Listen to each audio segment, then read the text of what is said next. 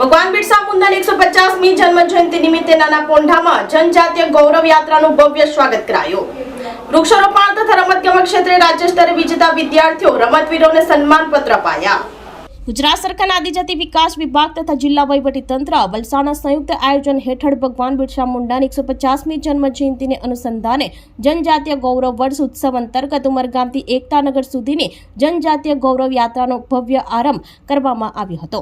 આ યાત્રા ઉમરગામથી શરૂ થઈ ભિલાડ વાપી પારડી માર્ગે પ્રસ્થાન કરી સાંજે 5 વાગે નાના પોંઢા ખાતે આવેલા બિરસા મુંડા સર્કલ પર પહોંચી હતી.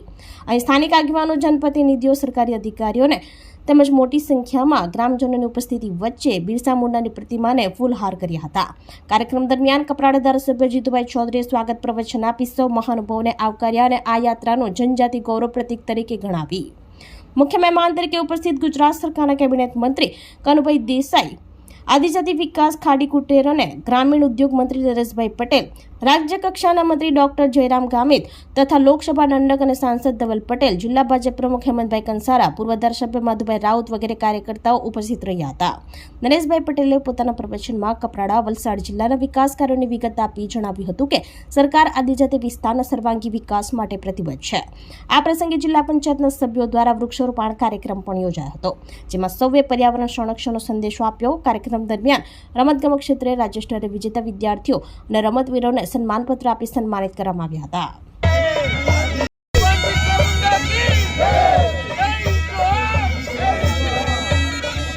भगवान बिरसा मुंडा के जय जोहार. 150મી ભગવાન બિરસા મુંડાની જન્મ જયંતિ નિમિત્તે આજે સમગ્ર ગુજરાતની અંદર ઉમરગામથી લઈને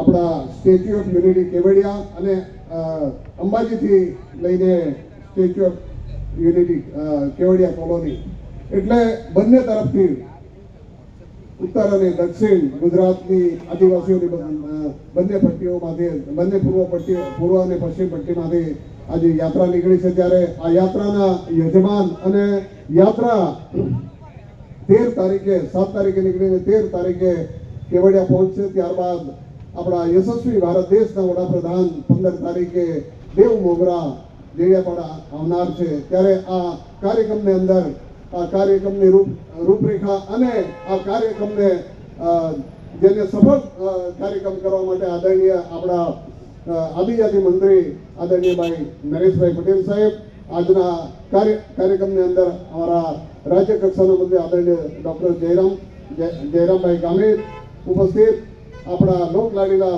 આપણા ભગવાન બિરસા મુંડાજીની વિશેષ વાત આપણા રામજી કરી.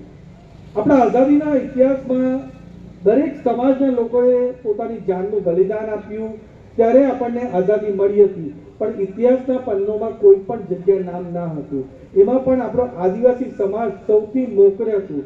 ચાહે તાતેમામાં ભીલ હોય કે રાણી દુર્ગાવતી હોય કે પછી નીલાંબર પિતાંબર હોય કે પછી એ જ રીતે તિલકા માંઝી હોય કે કેરળના તલકલ ચંદુ હોય, દરેક સમાજના આપણા ખાસ કરીને આદિવાસી સમાજના પૂરા ભારત દેશમાં દરેક રાજ્યના લોકોએ બલિદાન આપ્યું. અને એટલું જ નહીં, માનગઢમાં પણ એક સાથે હજારો આદિવાસીઓને મારી નાખ્યા હતા અંગ્રેજે, પણ એને પણ ઇતિહાસના પાઠ્યપુસ્તકમાં એમનું પણ વર્ણન હતું. અને એમાં પણ સૌથી મોખરે આપણા આદિવાસી સમાજના સૌથી મોટા યોદ્ધા, સૌથી મોટા આઇકોન, સૌથી મોટા સુરવીર ભગવાન બિરસા મુંડાજી, જેમણે 25 વર્ષની આયુમાં જ અંગ્રેજોની હુકુમત હલાવી કાઢી હતી. અંગ્રેજોને ઉલગુલાનથી જે એમણે પીછાટ અંગ્રેજોની કરાવી હતી અને જે પૂરા દેશ માટે પ્રતીક બન્યા હતા, સાહસ માટે પ્રતીક બન્યા હતા, શૌર્ય માટે પ્રતીક બન્યા હતા, એવા ભગવાન બિરસા મુંડાજીએ 25 વર્ષની આયુમાં જ પોતાની જાનનું બલિદાન આપીને ભારત માટે લડત આપી હતી. પણ એમના માટે પણ કોઈ પણ દિવસ ભારતના ઇતિહાસમાં વાત નહીં થતી હતી. પ્રધાનમંત્રી નરેન્દ્ર મોદી સાહેબ પોતે આદિવાસી વિસ્તારમાં રહ્યા છે, દાહોદમાં રહ્યા છે અને ખાસ કરીને આપણા વલસાડ જિલ્લામાં પણ વર્ષો સુધી આદિવાસી સાથે રહ્યા છે. અને આદિવાસીની શું સમસ્યા છે, આદિવાસીની શું આકાંક્ષા અને અપેક્ષા છે, બહુ નજીકથી જાણી હતી. આપણી સંકલ્પ ન્યૂઝ ચેનલને સબસ્ક્રાઇબ અને લાઇક કરો, બેલ આઇકન દબાવો, જેથી આવનાર ન્યૂઝ અપડેટ્સની નોટિફિકેશન આપના મોબાઈલ પર સૌથી પહેલા પહોંચે. Like, subscribe and share the video.